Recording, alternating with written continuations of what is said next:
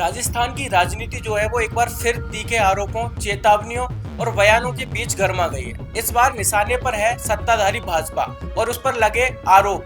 नियमों को ताक पर रखकर लोकतांत्रिक प्रक्रिया से छेड़छाड़ करने के जो आरोप है वो भाजपा पर सीधे लगाए जा रहे हैं। और कांग्रेस का दावा है कि सत्ता के नशे में चूर भाजपा अब प्रशासनिक मशीनरी के जरिए न सिर्फ विपक्ष की आवाज को दबाना चाहती है बल्कि लोकतंत्र की जो बुनियादी संरचना है उससे भी खिलवाड़ कर रही है।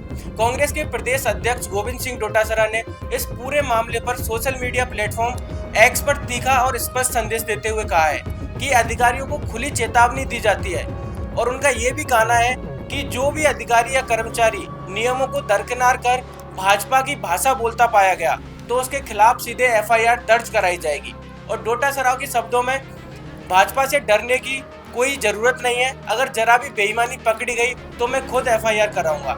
तो सुनिए कि क्या कहा डोटासरा ने, फिर आगे बात करते हैं। मैं सभी अधिकारी कर्मचारियों से निवेदन करना चाहता हूं कि इस लोकतंत्र को बचाने की हमारी विपक्षी पार्टी की अकेले की जिम्मेदारी नहीं है, आपकी भी जिम्मेदारी है। जितनी हमारी है उतनी प्रत्येक देश के नागरिक के नाते आपकी भी जिम्मेदारी है।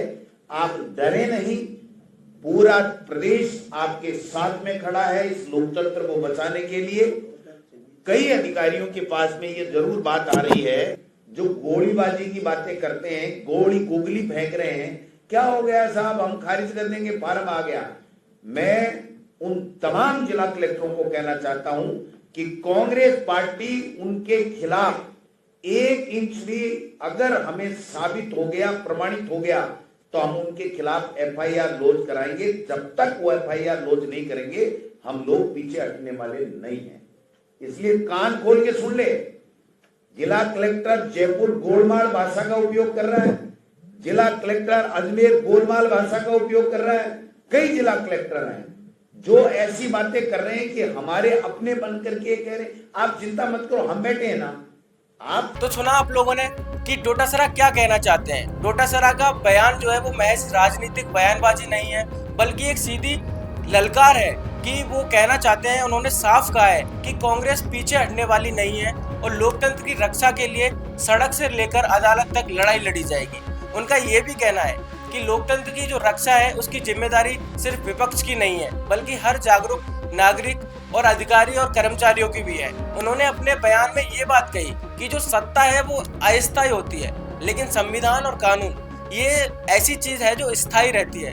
इस वाक्य को राजनीतिक गलियारों में भाजपा के लिए एक तीखे व्यंग के रूप में देखा जा रहा है और बताया जा रहा है कि संकेत जो दिए जा रहे हैं वो आज जो सत्ता में है कल नहीं भी हो सकता है, लेकिन कानून का सामना हर किसी को करना पड़ता है।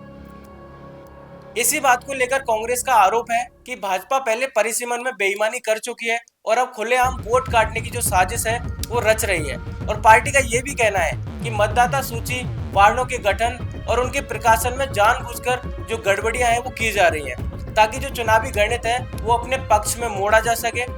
इसी बात को लेकर डोटासरा ने यह भी आरोप लगाया कि वार्डों के जो प्रकाशन है उसमें जानबूझकर देरी की जा रही है। उन्होंने सवाल उठाया है कि जब नियमों के मुताबिक 8 जनवरी तक वार्डों का प्रकाशन हो जाना चाहिए था तो फिर यह देरी क्यों हो रही है और किसके दबाव में यह काम रोका गया।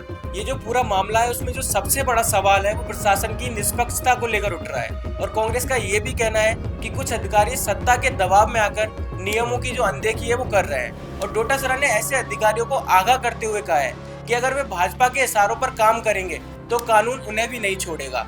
और राजनीतिक विश्लेषकों का मानना है कि यह बयान प्रशासनिक हलकों में जो हलचल है वो पैदा कर दी है, क्योंकि पहली बार विपक्ष इतनी खुली भाषा में यह कह रहा है कि नाम होगा, सबूत होंगे और एफआईआर भी होगी। तो क्या कहना है आपका डोटासरा के इस पूरे बयान पर, कमेंट करके जरूर बताइएगा। और नमस्कार, बने रहिए द फैक्ट इंडिया के साथ। क्या आप भी करना चाहते हैं अपने गांव का नेतृत्व? आपका अपने गांव के लिए विकास का विजन क्या है? पंचायत में आपके होने से बदल सकती है आपके गांव की तस्वीर। तो आज ही अपने गांव की बात कीजिए द फैक्ट इंडिया के साथ। व्हाट्सएप कीजिए इस नंबर पर।